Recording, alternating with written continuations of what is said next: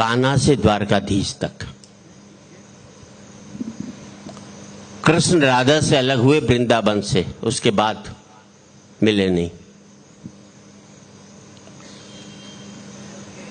कृष्ण के दो चरित्र हैं, जो प्रेम से जुड़ा वो कान्हा कहलाया, जो युद्ध से जुड़ा वो द्वारकाधीश कहलाया। व्यक्ति वो हैं, चरित्र विपरीत है दोनों जगह उसके। हाँ मानिक भाई, मैंने सोचा स्वर्ग में राधा और कृष्ण आमने सामने मिल जाए। क्या हुआ? मैंने सोचा स्वर्ग में राधा और कृष्ण आमने सामने मिल जाए तो राधा कुछ सवाल तो करेगी। ऐसी क्या बात थी? वृंदावन में रास रचाया, समुद्र के किनारे पहुंचकर द्वारकाधीश बन गए, वापिस भी नहीं लौटे। और इस मुल्क में प्यार का अगर सबसे बड़ा नाम आता है तो राधा और कृष्ण का आता है। मेरा मानना है इस देश का वैलेंटाइन डे उस दिन मनना चाहिए जिस दिन कृष्ण का जन्मदिन था। हम उससे बेहतर व्यक्ति नहीं तलाश कर सकते। विराट भाई और सुल्तान मामा हर से बाद मिले हैं, तो आप सवाल। हाँ मानी, स्वर्ग में विचरण करते हुए अचानक एक दूसरे के सामने आ गए, विचलित से कृष्ण और प्रसन्न चित्त सी राधा। शब्द पर आपका गौर चाहूंगा। कृष्ण इसलिए विचलित थे कि प्रेम से अलग होकर गए थे, राधा इसलिए प्रसन्नचित्त थी कि प्रेम में डूबी हुई थी। विचलित से कृष्ण और प्रसन्नचित्त सी राधा। राधा मुस्काई, कृष्ण सक पकाए। इससे पहले कि कुछ कह पाते बोल उठी राधा, कैसे हो द्वारकाधीश? अब आपका आशीर्वाद चाहिए। आप अपने बेटे को पप्पू के नाम से बुलाते हो, किसी दिन उसके नाम से बुलाओगे तो बेटे को लगेगा पापा नाराज हैं क्या, मेरे प्यार वाले नाम से मुझको आज नहीं बुला रहे हैं। कैसे हो द्वारकाधीश?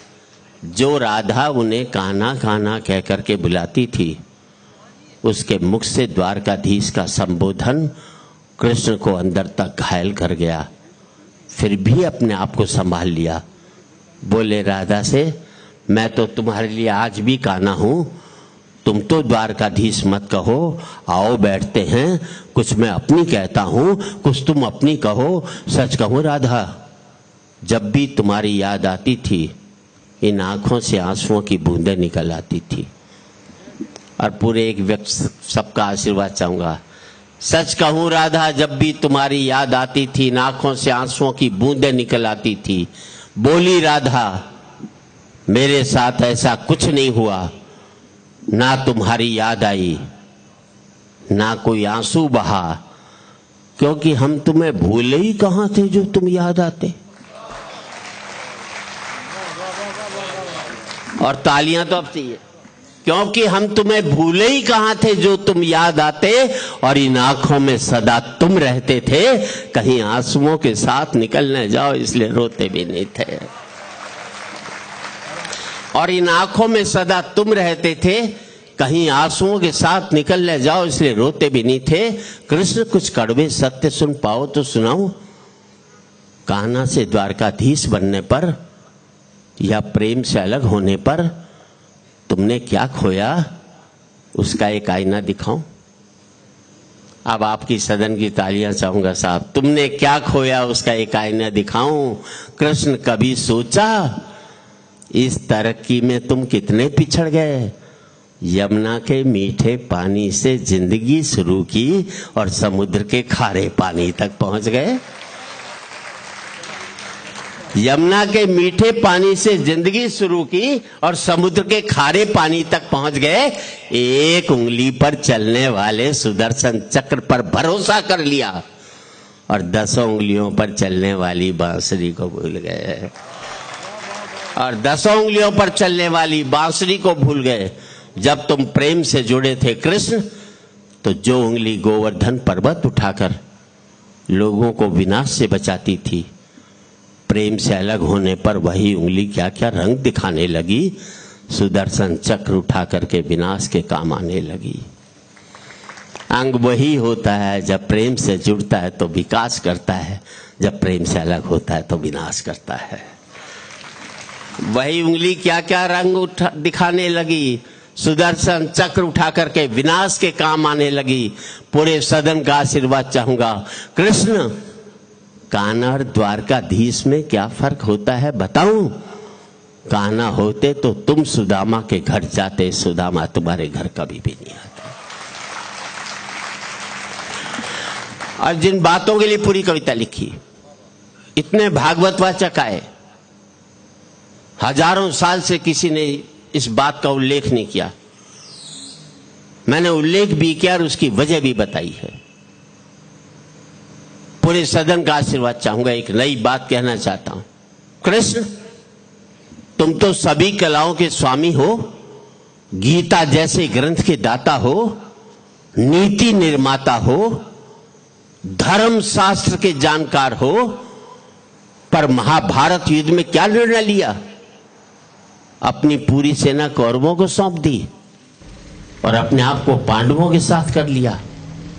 अब आपका आशीर्वाद चाहिए। अपनी पूरी सेना कौरवों को सौंप दी और अपने आप को पांडवों के साथ कर लिया। सेना तो आपकी प्रजा थी, राजा उसका पालक होता है, उसका रक्षक होता है। आप जैसा महाज्ञानी उस रथ को चला रहा था जिस पर बैठा हुआ अर्जुन आपकी प्रजा को ही मार रहा था। आप जैसा महाज्ञानी उस रथ को चला रहा था जिस पर बैठा हुआ अर्जुन आपकी प्रजा को ही मार रहा था। अपनी प्रजा को मरते देख आप में करुणा नहीं जगी, क्योंकि आप प्रेम से शून्य हो गए थे। प्रेम से जुड़े होते तो कौरवों पांडवों में युद्ध नहीं बल्कि समझौते होते। दो बड़ी पंक्ति बनी, अच्छी लगे तो पूरे सदन की तालियां चाहूंगा। कृष्ण, युद्ध में प्रेम में यही फर्क होता है। युद्ध में आप मिटा करके जीतते हैं, प्रेम में आप मिट करके जीतते हैं। युद्ध में प्रेम में यही फर्क होता है। युद्ध में आप मिटा करके जीतते हैं, प्रेम में आप मिट करके जीतते हैं। प्रेम में डूबा हुआ आदमी दुखी तो रह सकता है पर किसी को दुख नहीं देता। और आपका आशीर्वाद चाहिए। कृष्ण, आज भी धरती पर जाकर देखो, अपनी द्वारकाधीश वाली छवि को ढूंढते रह जाओगे। हर घर में, हर मंदिर में मेरे साथ ही खड़े नजर आओगे। हर घर में, हर मंदिर में मेरे साथ ही खड़े नजर आओगे। और आखिरी पंक्ति, हर घर में, हर मंदिर में मेरे साथ ही। आज भी लोग गीता को अपनाते हैं, उसका नित्य नियम से पाठ करते हैं, पर धरती के लोग युद्ध वाले द्वारकाधीश पर नहीं, प्रेम वाले कान्हा पर भरोसा रखते हैं। प्रेम वाले कान्हा पर भरोसा रखते हैं। और जिस गीता में दूर दूर तक मेरा जिक्र भी नहीं, नाम भी नहीं, आज भी लोग उसके समापन पर राधे ही राधे कर